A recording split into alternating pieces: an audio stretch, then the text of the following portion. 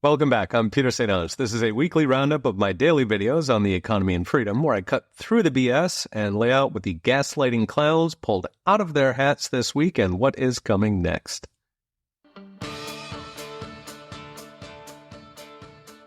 America's power grid could, quote, collapse as green energy pixie farts continue to fail. So says analysts at Goldman Sachs, who warned the next so-called heat dome, a periodic weather phenomenon, could overwhelm the power grid for 13 mid-Atlantic states, making up 65 million people, 1/5 of the republic. Other grids are not much better. The grid covering Minnesota to Louisiana could hit, quote, critical thresholds next year. ERCOT, covering Texas, has an additional 2 years. Goldman blames the, quote, lower effective capacity of so-called renewable power, as in solar and windmills don't work very well. They generate much less power than advertised, and they crap out when it's cloudy outside or the wind does not blow. Now, depending on location, some solar and wind only generate 1/10 so-called nameplate capacity, which is what they promised when they got the money from taxpayers or ratepayers. In fact, renewables throw away a lot of the power they do produce, so-called curtailment in the lingo. California estimates 7% of solar is thrown away. Arizona and Colorado estimates 10%. ERCOT in Texas says some solar nodes curtail up to 75% of what paltry power they do drip out. Despite all this, wind and solar have been incredibly successful at siphoning taxpayer money, reinforced by the media-manufactured climate crisis. The Climate Policy Institute estimates climate spending went from $300 billion a year in 2018 to over $500 billion a year now. Worldwide, this balloons to nearly $2 trillion a year, with globalists at the IMF, World Bank, and UN trying to double that, all coming out of your pocket. Now, this starved reliable energy, fossil fuels, nuclear, and hydro. So between 1980 and 2000, so before the climate crisis went into overdrive, we increased fossil fuel, nuclear, and hydro by 1,250 gigawatts in the U.S. But in the following 20 years, fossils, nukes, and hydro actually fell, only partly replaced by 400 gigs of wind and solar. So we went from 1,250 to 400, and 400 that only sometimes works. This is driving up costs. A University of Chicago study found renewables increase power costs by 1.4 times. More important, it's driving blackouts. The Urban Climate Lab estimates annual blackouts in the U.S. have tripled since 2015. Just last week, the Department of Energy warned we could see a 100-fold increase in blackouts as AI data centers send energy demand soaring while we limp along on wind and solar. Data centers already consume more power than the country of Ireland. The IEA projects that in 5 years, AI data centers will consume more energy than Japan. Happily, voters are figuring this all out. A new Pew Center poll finds support for wind and solar is collapsing, dropping from nearly 80% of voters wanting to expand wind and solar at the expense of fossils in 2020 to just 60% 5 years later. Among Republicans, it went from 65% to just 33% today. Meanwhile, the percent of Americans wanting more oil, coal, and natural gas, so drill, baby, drill, has doubled since 2020, going from 20% to 39%, which is closing in on half. Among Republicans, is actually 69%. Even nuclear power is getting a second look, with 69% of Republicans and even a majority of Democrats wanting more nukes so the lights stay on. So what's next? America used to have reliable and cheap power. The green boondoggle has now put us decades in the hole. Given what's coming, we'll need to pour trillions into energy that actually works, coal and gas, nukes and hydro, and quit with the pixie farts.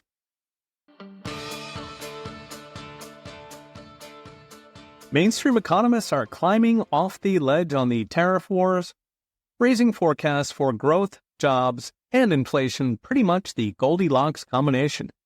This is all despite tariffs that were supposed to send us into hyperinflation, plus a Federal Reserve strangling the economy with some of the highest rates in 30 years, despite inflation running about 1% since Trump took office. The news comes from the Wall Street Journal, who surveys 69 mainstream economists every 3 months. The previous survey came in early April, so that was just after Trump's Liberation Day tariffs. Now, given these mainstream economists who feared tariffs more than chlamydia, back then they were predicting tariff-induced Armageddon, with nearly 50-50 odds of a recession this year and growth plunging to just 0.8%, which is barely above population growth. Now, back then, they pegged inflation rising to nearly 4% from tariffs and unemployment rising to almost 5%. Now, 3 months into the Great Tariff War, with no inflation in sight, they are climbing off the ledge. Their recession odds are back down to 1 in 3, which is below what they predicted this time last year under Joe Biden. For comparison, prediction market Kalshi recession odds went from 61% in April to just 19%, which is also lower than under Biden. The economists bumped up GDP and job forecasts, although they're still pessimistic, so just over 1% on the year. This is because they're counting mass deportations and government layoffs, which mechanically subtract from GDP, but of course make us richer. In other words, 1% GDP growth with deportations and defunding U.S. aid might be worth 2+ in normal times. Most important, the economists slashed their inflation forecast to 3%, now saying tariffs will contribute just 0.7% to inflation. Now, 0.7% from tariffs is not the Armageddon we were promised, and keep in mind these are mainstream economists. So what changed since April? Beyond the lack of tariff inflation, Trump turned in much stronger job growth than the mainstreamers expected, averaging 150,000 per month since he took office. That's enough to take unemployment down to 4.1%, which beats 85% of unemployment rates since 1980. Meanwhile, unemployment claims have been tame despite hundreds of thousands of federal reductions. The New York Times pegs it at 285,000. Pair that with wage growth that just hit a 60-year high as American workers replace illegals, and it is driving a recovery in consumer confidence and business confidence that should drive both spending and investment. So what's next? The trends right now lean towards faster growth, the investment boom from foreign companies trying to get inside Trump's big, beautiful tariff umbrella, along with mass deportations and government layoffs that swap unproductive workers for productive ones. The biggest wild card is inflation.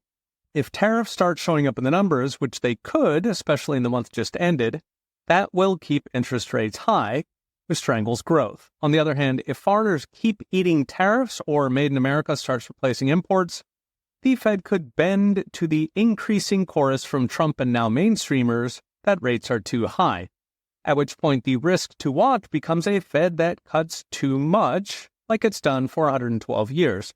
That would lead to a pleasing tissue fire boom in the near term, maybe even enough for Trump to keep the House in next year's midterm elections, but also plants the seed of the next boom-bust cycle that could pop in 28 or 29.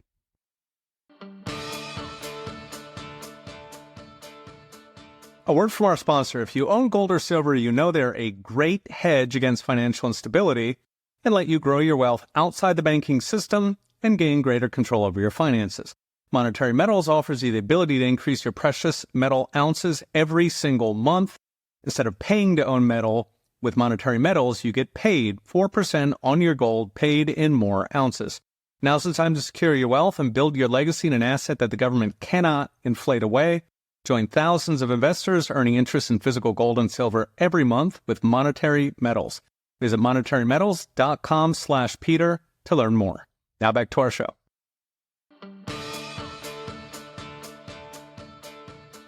A new report from J.P. Morgan is calling for $4,000 gold as central banks and private investors continue stockpiling hundreds of tons of the mellow yellow. Beyond paying for a new swimming pool for gold bugs, this is a massive canary in the paper money coal mine. So Morgan's now predicting gold could go from $3,400 to $4,000 in the next 12 months. That's close to 25%. They blame a weaker dollar and rate cuts, but then zero in on the real problem, public debt. Specifically, gold's role as a hedge against soaring government debt now past $100 trillion globally, plus another $100 trillion in debt we lovingly call paper money. As Morgan put it, gold is, quote, one of the most optimal hedges for debasement. Debasement meaning governments printing money to inflate away their debts and your dollar life savings. Now, central banks apparently agree. Central banks around the world are buying gold hand over fist from China and India to Eastern Europe and OPEC countries. These have totaled over 1,000 tons in the past year, which is about what central banks bought in the entire decade of the 1980s.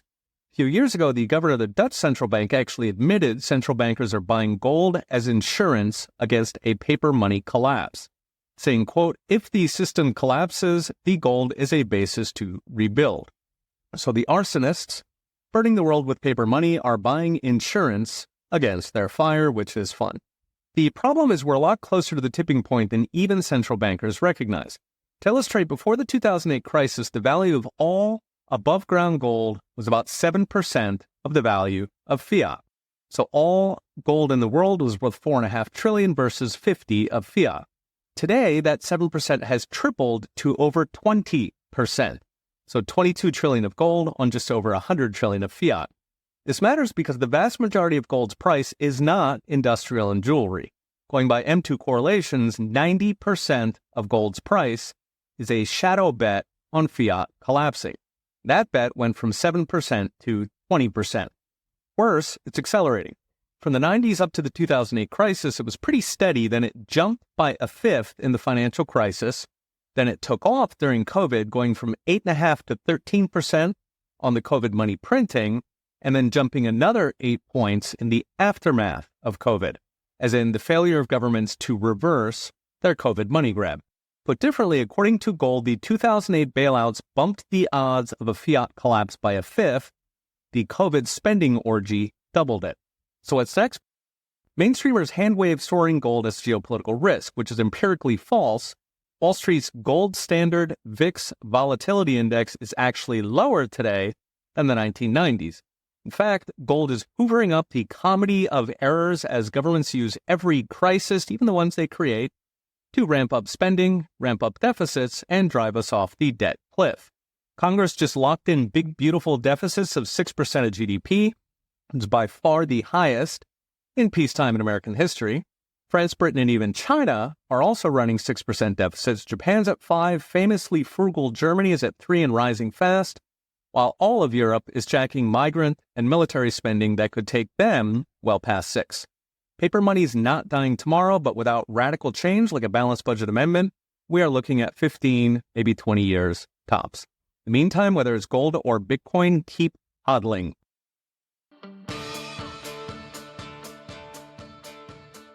America's biggest bank wants to ramp up risk and profits and hand American taxpayers the bailout. It is a big club and you are paying for it. In a recent client presentation, J.P. Morgan CEO Jamie Dimon warned that the explosion in risky private equity lending to highly indebted companies is, quote, dangerous. On the very same day, J.P. Morgan announced it's plowing $50 billion into risky private equity lending to highly indebted companies. Now, this makes business sense considering J.P. Morgan is covered by a standing $1 trillion bailout from the American taxpayer and the Federal Reserve. Essentially, the 2008 bailouts on autopilot. We saw these in living color in 2023. That means these loans are not dangerous to Morgan. They're dangerous to the taxpayer, sure, but Morgan keeps the upside. So the background here is commercial banks effectively print the money they lend you. If you've ever tried to borrow for a mortgage, for example, the bank told you to open an account first. Now, you might think that's weird. You don't want an account, you just want a loan. And the answer is you have to create an account so they can print the money out of thin air and lend it to you at interest. This is so-called fractional reserve banking, meaning they're not lending money in the vault. They can literally lend money they do not have. Now, traditionally, this was limited by that reserve, so they could only lend, say, 5 times what's in the vault, with taxpayers being on the hook for the other 4/5. But in early COVID, the Fed quietly eliminated all bank reserve requirements for the first time in American history, replacing them with an opaque system of liquidity ratios and risk-weighted capital that effectively doubled banks' ability to pyramid. So now, taxpayers are on the hook not for 4/5, but 90% of bank loans. Now, potentially even more, that lobbyists have opaque risk adjustment equations to massage past regulators and a Congress that has no idea how banking works.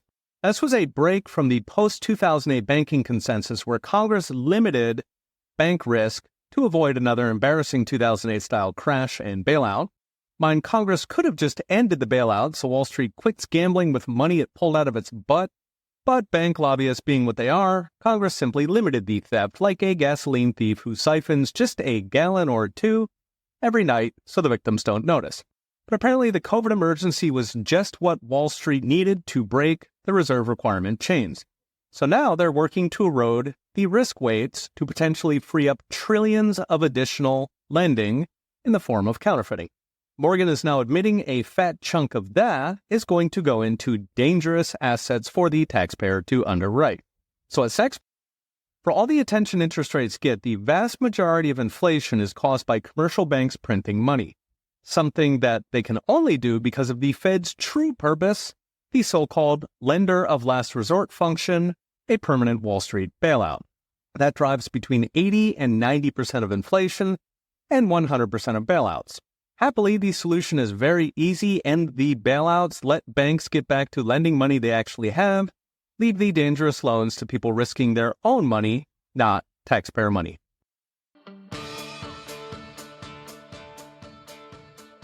A word from our sponsor. One of the best ways to secure your Bitcoin is with a hardware wallet, a physical device that lets you keep your coins offline without internet connection. One of the most trusted names in hardware wallets is CoinKite, maker of the famous block clock. CoinKite devices are made in Canada and they're run by passionate Bitcoiners who've been at this since 2012, back when Bitcoiners were trading in person at swap meets. You can pick up hardware wallets and plenty of other goodies at coinkite.com/ProfSaintAnge. That's CoinKite.com/ProfSaintAnge. Okay, back to our show.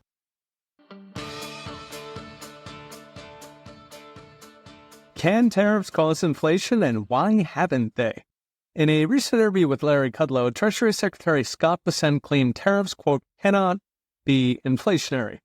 Because unless you're printing money, when the price of one thing goes up, people have less money to spend on other things.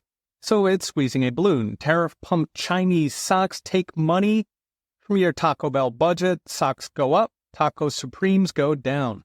So does that mean tariffs cannot increase inflation? Now, in economics, there's almost always a difference between short run and long run because it takes time for companies and consumers to react. For example, if you put a 100% tariff on Chinese socks, the price hike is instant. But Taco Bell is going to take time to notice the drop in demand from its socks-starved customers. Then it'll take more time to decide what to do about it. Will the drop in demand last? Is it worth cutting prices and losing customer goodwill as well as demand? So socks go up fast, Taco Bell goes down slow. But in the long run, Bessent is largely correct. Tariffs squeeze the balloon. Imports go up. Everything else gets cheaper, including, by the way, made in America stuff that competes with imports. But I say only largely because even in the long run, you do have a permanent hunk of inflation in the form of tariff revenue collected by the government. As in, it's a balloon, but part of that leaked out to federal tariff revenue. Now, the bigger picture is that tariffs could actually be deflationary if they boost domestic production enough, because at that point, it's more stuff for dollars to chase, which is the opposite of inflation, which is money chasing goods.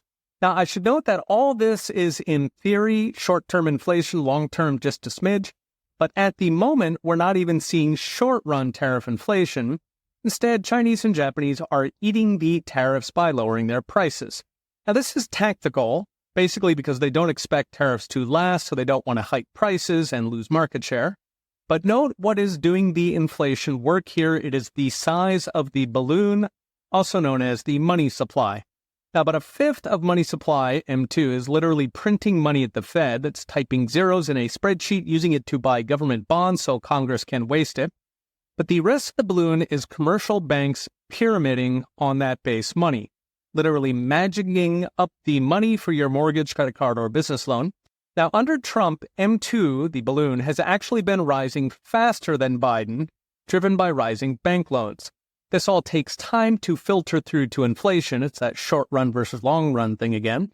But given government spending is not going down anytime soon, the balloon is getting bigger. That is the bigger concern for inflation, not tariffs. So what's next? Tariff inflation will be transitory, if we get it at all. Even the Fed is admitting this.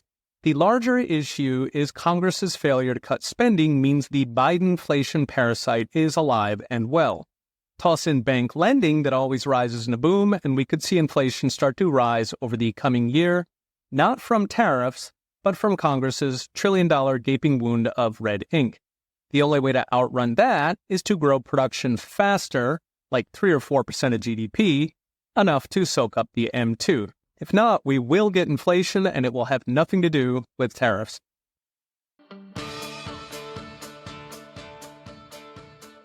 Thanks for tuning in. Remember to subscribe so you don't miss an episode, and go to petersanons.com for daily videos and in-depth articles with charts and all the gory details. Okay, we'll be watching. See you next time.